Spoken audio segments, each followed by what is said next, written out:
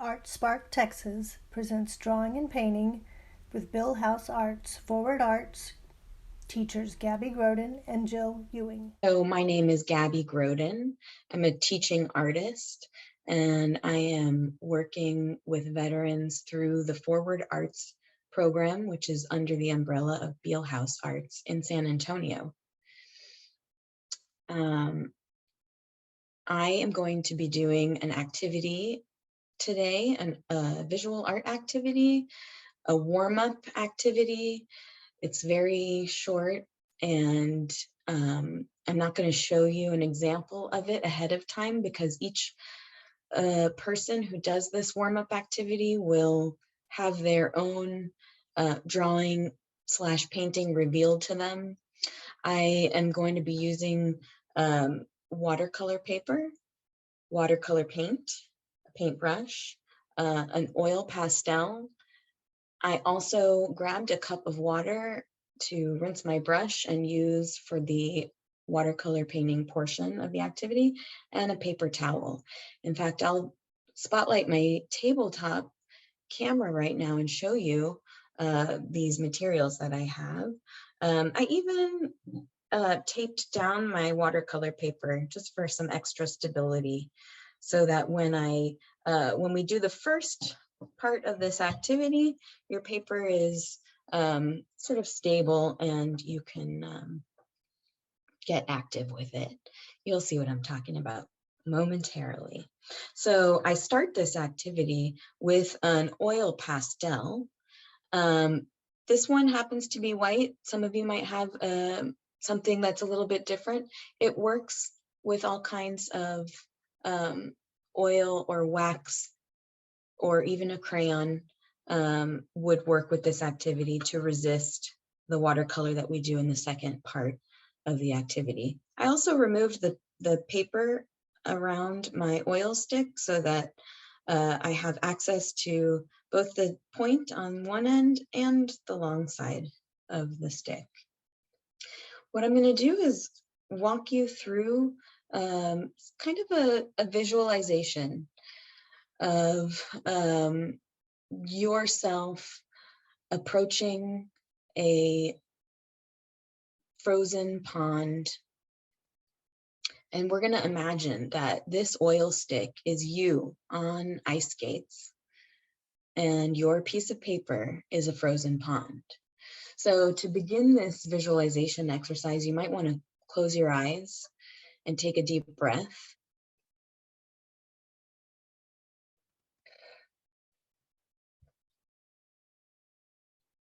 And find, if you can open your eyes, and anywhere around the edge of your frozen pond, where you might want to enter your frozen pond. Maybe it's on one of the sides of the frozen pond or a corner.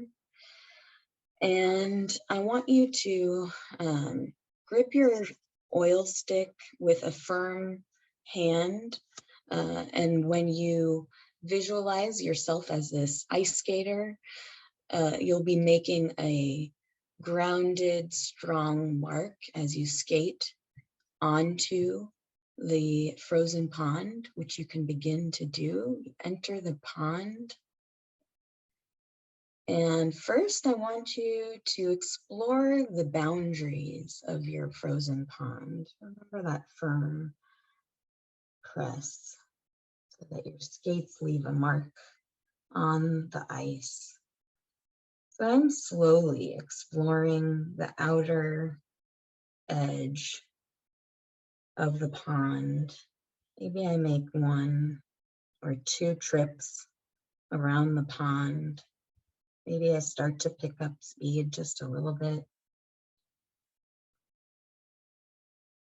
Maybe I stop and pause and take another deep breath and begin skating backwards around the pond.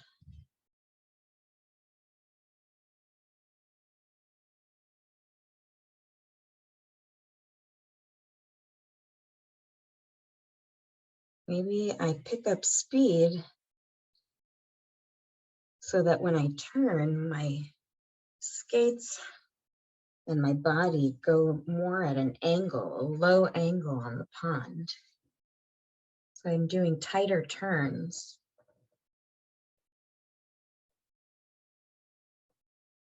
Maybe you do tricks where you do lift off your skates and land back somewhere, anywhere on the pond.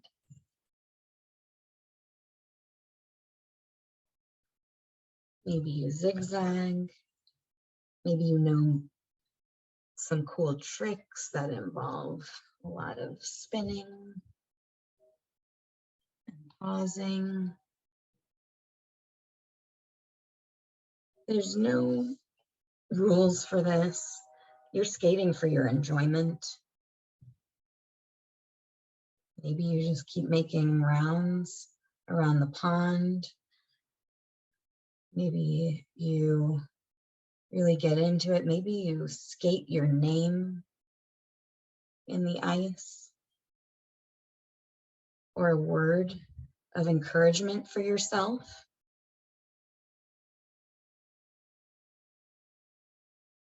And when you're ready,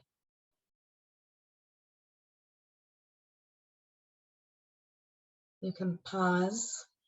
Think of a place on the pond where you want to exit.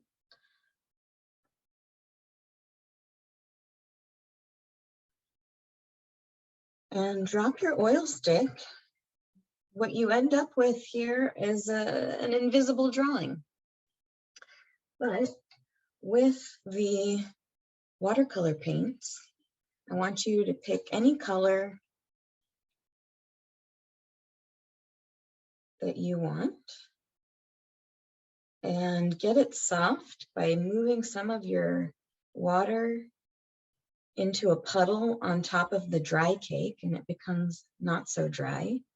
You can agitate that pigment a little to dye the puddle.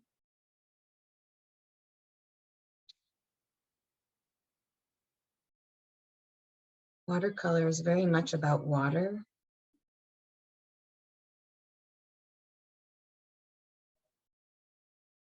There's almost more water in the puddle than there is colored pigment. You can use one color or 10 colors.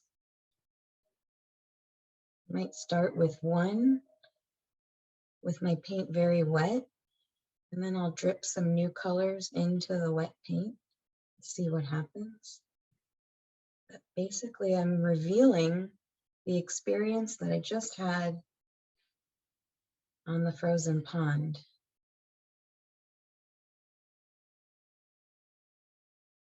Everyone is going to have a different experience.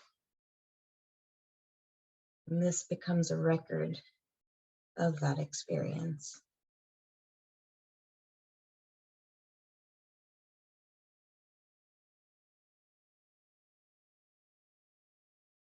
I want you to cover your entire page with watercolor, so all of your experiences, mark making,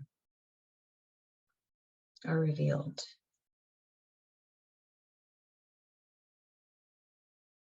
The size of your brush will determine how fast or slow the reveal happens. And there's, again, no rules to it. Maybe you want to see it quickly, get out a big brush. You don't mind waiting and having a slow painting experience. Take your time. I'm going to wet a new color by adding a puddle of water on top of this dry cake and making some circles with my brush to agitate that pigment, get it up into the puddle.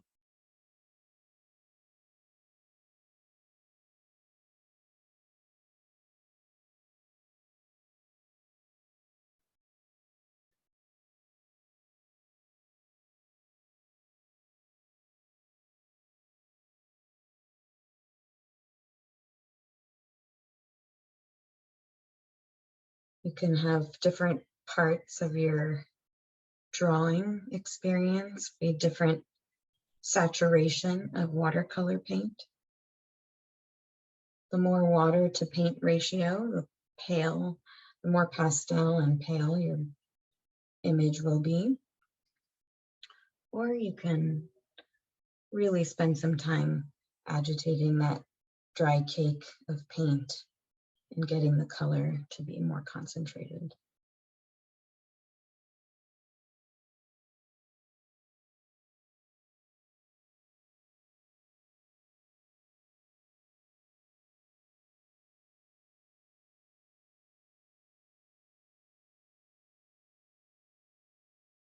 I'm using a fairly small brush, so it's taking a little longer to cover the entire page, but I enjoy mark making so much. Feels very comfortable. I think all people are programmed to make marks on things from the time that we're able to grip a crayon. And this reminds me of being childlike and scribbling, which is a very important part of our development. I'm going to take a few other colors and tap on my brush to get some splattering in there. Just adds a little bit texture, more texture. So some contrasting colors maybe. We got puddle on top of the dry cake. Tap, tap, tap. And with the first layer of watercolor paint being very wet, the splatters that are in the second layer begin to bleed and change shape over time. It can be very beautiful.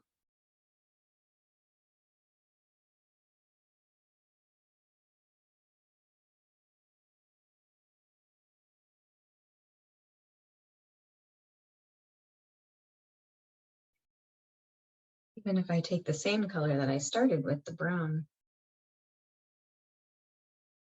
I can add some more splatters.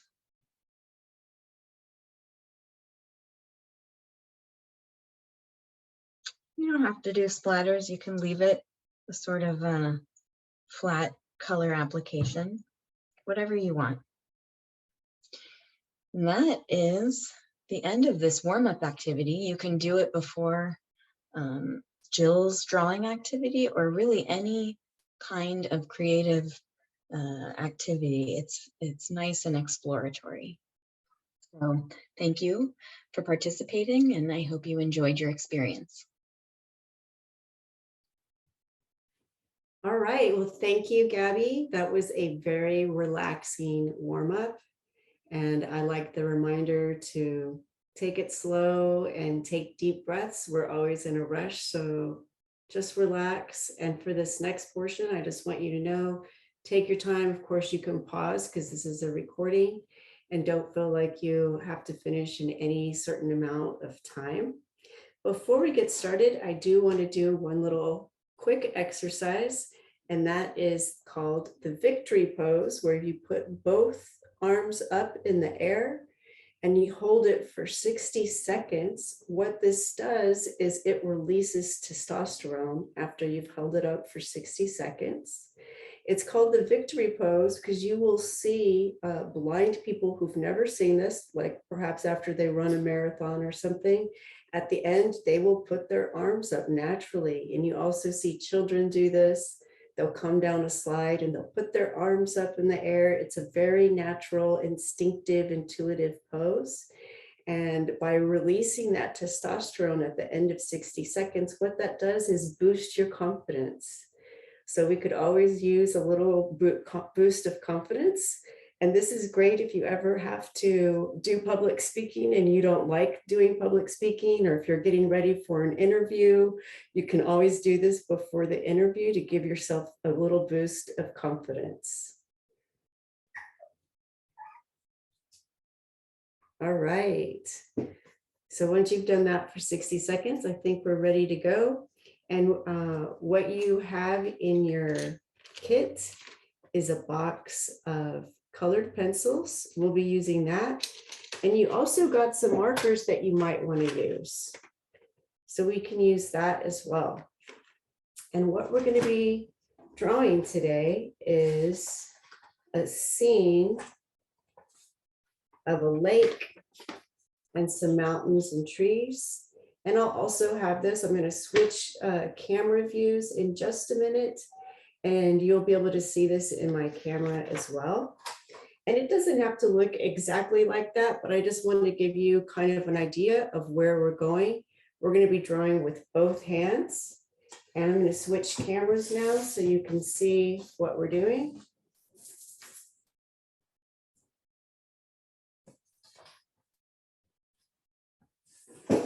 So here is the drawing we're going to be working from. And I'm actually going to, even though this is landscape horizontal, I'm going to turn my paper in this orientation up and down, because we're going to do what's called a bilateral drawing. So we're going to be using both hands to draw. And if you have regular pencils, you can start with that. If you don't, you can use your colored pencils. So what I'm going to do is I'm going to put both pencils in both hands. And I'm just going to start drawing kind of, you know, the tree line and mountain line all along the sides. And you can invent your own. It doesn't have to look exactly like what's in the picture. But if you do it at the same time, it kind of helps give you a little bit of continuity. And you can always adjust it later if, let me darken it a little bit so you can see what I did. What's nice too about doing this, if it looks a little shaky, that's great, because these are supposed to be organic lines, and so they should be a little shaky. And you don't have to go back over it like I just did. I just did that for the purpose of you being able to see my drawing. So the first step is just to draw with both hands, your tree line and mountain range. And then you're going to, you can do this with your dominant hand, draw a line that divides them in half. So that will be where the earth meets the water. Now, if you have your own colored pencils, you can use those as well. That may give you a little more variety. And you can, like I said, also use markers, because you'll see that the markers do come out a little darker and more intense in color. And though this is a photograph and the colors are green and blue, you can use any colors that you want. You can use your creative licensing. You could have purple and pink trees, or you could have fall colors. You could even change the kind of trees if you want to. What I like about this is that pine trees are fairly simple to draw. So I think what I'm going to start out with is the grass. So I'm starting with my non-dominant hand, which for me is my left hand, but your non-dominant hand may be your right hand. So I'm going to color along the water's edge where the lake begins. And what's nice is in Gabby's exercise, we were ice skating on a frozen lake. So now we're still at a lake, but maybe it's spring or summer and the lake is no longer frozen, it's melted. You can turn your paper in different directions, and you can hold your pencil in different ways. If you're not used to using your non-dominant hand, this might feel kind of strange.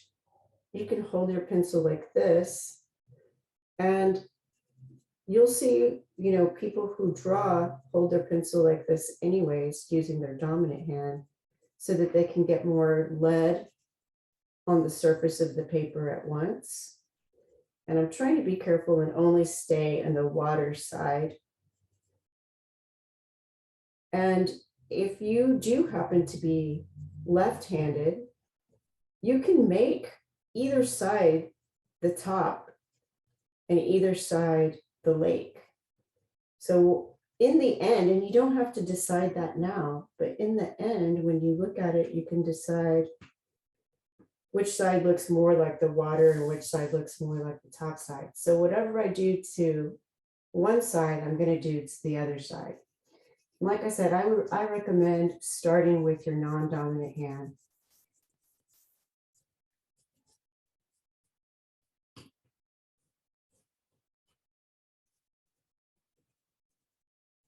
And I'm just going to try to mirror what I did on the left side, or the first side, I should say, because for you, it might be the right side that you started with. The benefit of drawing like this is that you're accessing the other side of your brain, the right side of your brain. No matter which hand is dominant, when you do these bilateral drawings, you're accessing both sides of your brain. Typically, we operate using the left side of the brain, which would be, logic and math and schedules and making to-do lists, grammar, syntax, things like that. So probably you wake up in the morning and you think about, you may even wake up to an alarm at a certain time and you think about, what do I have to do today? And you might start making a mental list. That's the left side of your brain. You might even have a schedule or a calendar that you look at. That's still the left side of your brain. If you have an appointment or a class and that you have to be there at a specific time, so you're watching the time, that's the left side of your brain. If you need to go to the grocery store and you make a list of what you want to buy at the grocery store, that's the left side of your brain. If you sit down and read any emails, write any emails, that's the left side of your brain. So you get what I'm saying. We really do operate a lot in the left side of your brain. But creativity and art, aesthetic arrangement, music, rhythm, dance, dreaming, timelessness, emotions, feeling, spirituality, spiritual experiences, all of those things happen in the right side of your brain. So when you want to be creative, whether you're creating a meal or you're creating a space at home or you're doing a drawing, it's good to be able to access, or you're just doing creative problem solving, it's good to be able to access the right side of your brain. So doing bilateral drawings or simply doing anything using your non-dominant hand will give you access to that other side of the brain. And the other thing is, for this, when you're using your non-dominant hand, you can be very forgiving with it. And if you find that inner critic voice stepping in, starting to criticize what you do, just, send it outside and be kind to yourself. Don't expect too much from yourself if you've never used your non-dominant hand to draw, and just have the only expectation that you're going to surprise yourself today with what you can do. Don't expect to leave with a masterpiece that's going to be hung in a gallery. Just expect to have fun and engage both hemispheres of your brain and access your whole brain. So as you can see, I picked up another color, brown, to add a little depth and definition to my graphs. And next I'm going to draw some trees. So I'm going to start with a lighter green first. And again, I'm starting with my non-dominant hand. And I'm just going to put a little triangle in and color that in, being careful to color around the graphs. And just take your time, there's no rush. And then I'll switch to the other side, whichever side that is for you. Again, I think it's easier to draw two lines. I like to equate everything to shapes or letters. So this would be like the letter V, even though I'm doing it sideways. And of course, if it makes sense to you to turn your paper in a different direction, then do that. There's no right or wrong. You don't have to do it exactly like I'm doing. In fact, if at any point that little inner voice inside you says, try this color, or turn your paper, or do something different than what she's doing, trust it. Trust your inner voice and just go with the flow of it and have fun. Walt Disney used to have workshops. I'm sure they still do this, but when he was still alive, he would have people come in and teach workshops to his staff artists. And one of the things that they would do is draw with their non-dominant hand. I have my drawing students do exercises also with their non-dominant hand, and they enjoy it. And what you find, like in these trees, is that your non-dominant hand will probably be better at creating organic images like pine trees than your dominant hand. And I accidentally keep going over here, and that's okay. If you do that, if you accidentally cross over, that's okay. Nobody's going to scold you. The art police aren't going to come and get you.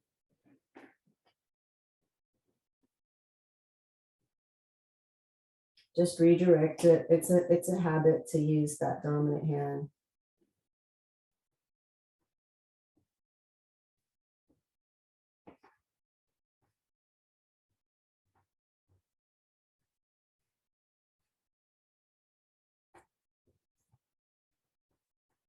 And if you want to, you can put on some music that you like listening to make it more enjoyable. And that right side of your brain, where the creativity and aesthetic arrangement exists, is also the part of your brain that deals with music. So you'll be further engaging that side of your brain.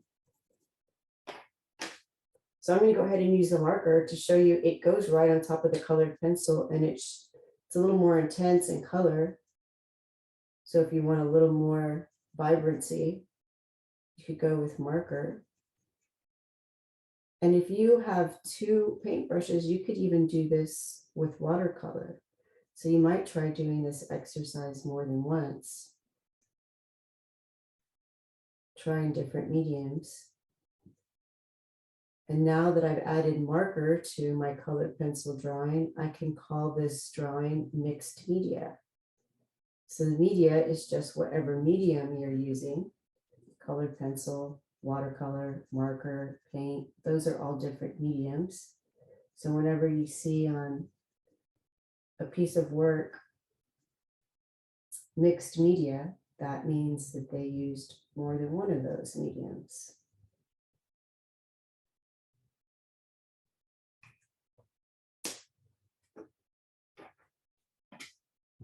So just keep filling in the spaces. And you know, if you find, I think I want a taller tree here, even though that's short, you can do that. You can go beyond that line. You can do whatever you want. This is your picture. And the important thing is that we're using both hands. So we're engaging both sides of the brain. And that has a lot of benefits. And you can continue this throughout the day if you really want to access that other side. You could try eating with your other hand. You can try brushing your teeth with the other hand.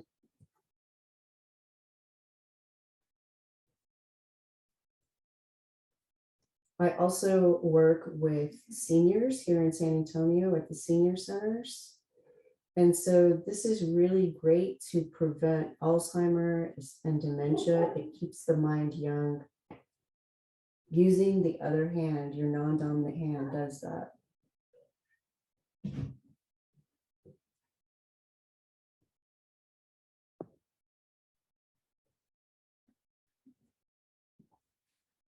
And before I go any further, I'm going to show you how you can do the sky. So if you want clouds, what you can do first is draw in the shape of the cloud. I would do them one at a time so you can do your best to try and mimic the shape on the other side. And it doesn't have to be exact, because the reflection of the water, you know, as the ripples go across the surface of the lake, it may kind of add some lines to it. I'm going to try to go sideways as much as I can to mimic those ripples in the water.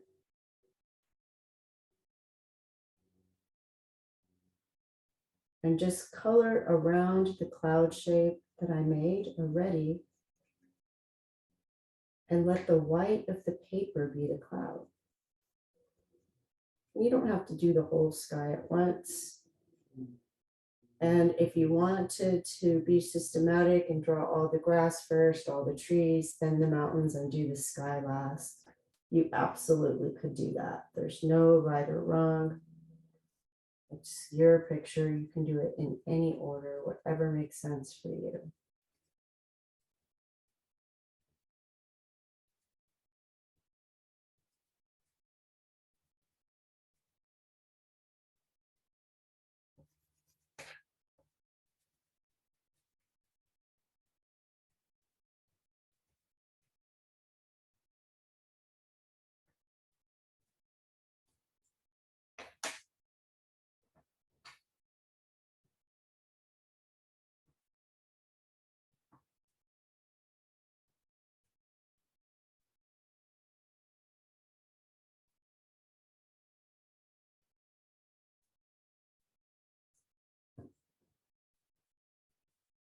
Remember, you can turn your paper different ways. You can hold your pencil different ways.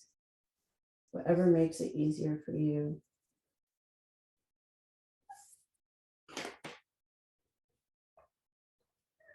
You might want to have a pencil sharpener handy, so as you dull your pencils, you can sharpen them.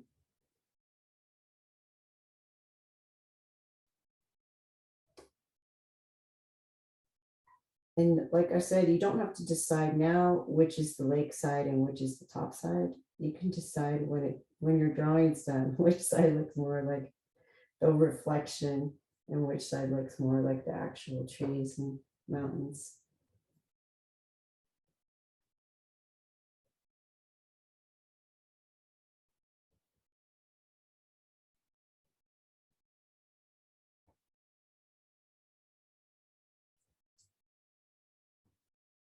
I'm going to put some little trees here so I can leave more space to show you mountain color.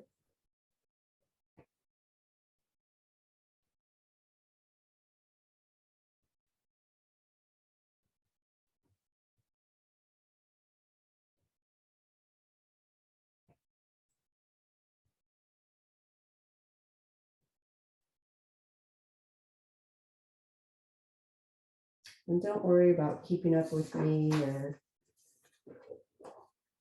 going fast. Just work at your own pace. The nice thing about recordings is that you can pause them and rewind them.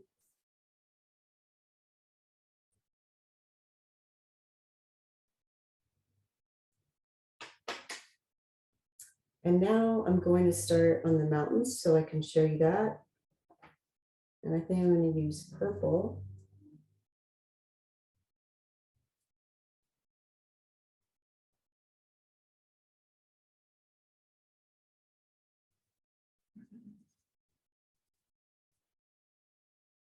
And just being careful to color around the trees that are there.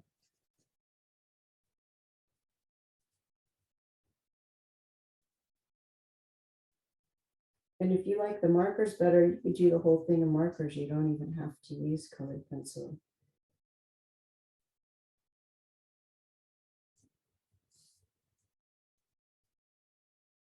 What you might notice is that as you're applying the color, one hand is better at pushing down and getting a more vibrant color than the other.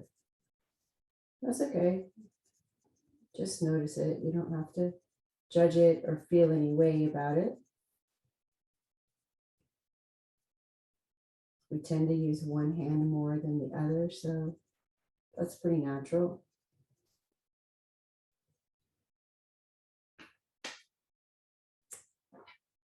And then I thought this was a dark blue color, but it actually seems more like another purple color. So I'll put some mountains in front of this mountain.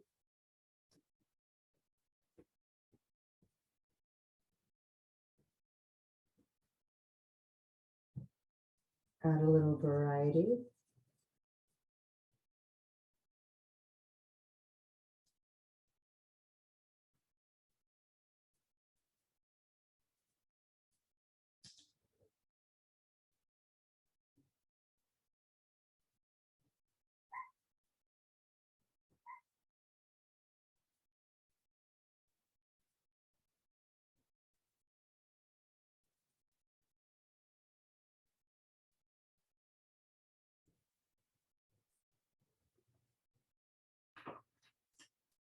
And you can even use black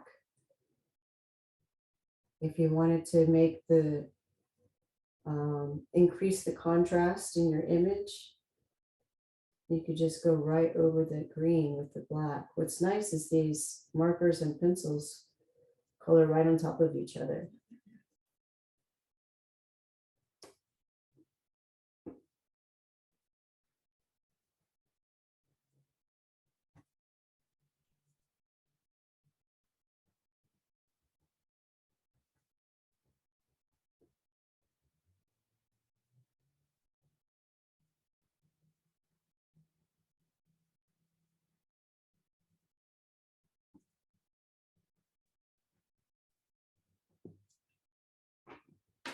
So I think y'all are probably starting to get the idea. Here's one that's a little further along, still not complete, but it's starting to look a little bit like a scene of mountains and trees and grass and reflection in the water. And here's the image again to give you something to work from. And of course, you're always welcome to use a magazine image or a calendar image or look online for further inspiration if you're not crazy about my scene. But the nice thing about using something like a lake with water is it's a good way to use both hands and get that reflection. I do want to show you one more thing before we go. It is a mudra, which is like yoga for your hands. And the pose of this mudra is simply putting the tips of your fingers and your thumb together. The name of this mudra is Hakini Mudra.